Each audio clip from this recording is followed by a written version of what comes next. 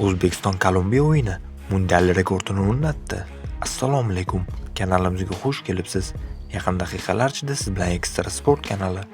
Videolarimizga like bosib, bizni qo'llab-quvvatlayotgan barchaga rahmat. Aynan sizni qo'llab-quvvatlashlaringiz tufayli biz ishlashda davom etamiz. Demak, bugungi dasturimizni boshladim.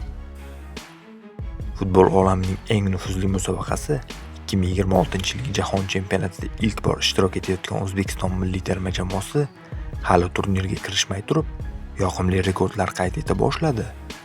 Ma'lumki, futbolchilarimiz mundialning K guruhida Kolumbiya, Portugaliya va Kongo Demokratik Respublikasi milliy terma jamoalari bilan birga raqobatlashadi. Jahon chempionati hamda bugungi dasturimiz homiysi sizlarga katta bonuslarni taklif qilmoqda. VCup 26 promo kodi bilan ro'yxatdan o'tsangiz 3 million so'm bonus va 125 free spinlarni qo'lga kiritasiz.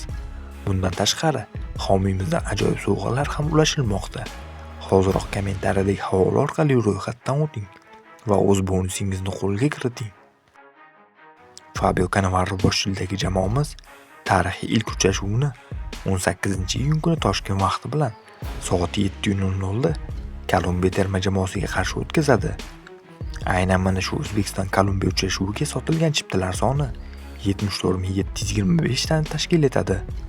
Bu ko'rsatkich hozirgi 2026-yilgi Jahon chempionati uchun sotilgan chiptalar soni bo'yicha mutlaq rekord sifatida qayd etilmoqda.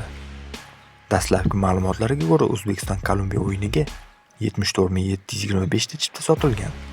Hozircha bu Jahon Kubogidagi barcha o'yinlardan ko'p. Jumladan ochilish bahsi Meksika Janubiy Afrika 73,373 va Braziliya Marokash 73,719 uchrashuvlardan ham yuqori, deb yozdi o'zbekistonlik futbol funksioneri Alisher Nikimbayev o'zining Telegram kanalida.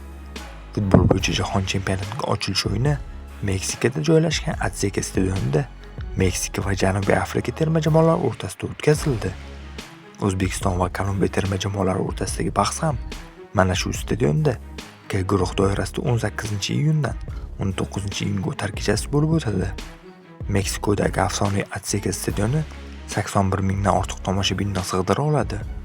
Ma'lum qilinishicha, O'zbekiston Kolumbiya uchrashuviga bo'lgan katta talab avvalo Shimoliy Amerikadagi yirik va faol kolumbiyaliklar diasporasi, shuningdek mahalliy meksikalik muxlislarning ochilish o'yiniga nisbatan ancha arzonroq bo'lgan guruh bosqichi chiptalariga qiziqish bilan izohlanmoqda.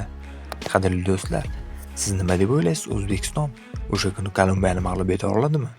Albatta fikrlaringizni izohlarda yozib qoldiring. Videoga esa like bosib ketishni unutmang. Kelasi dasturlarda ko'rishguncha xayr, salomat bo'ling.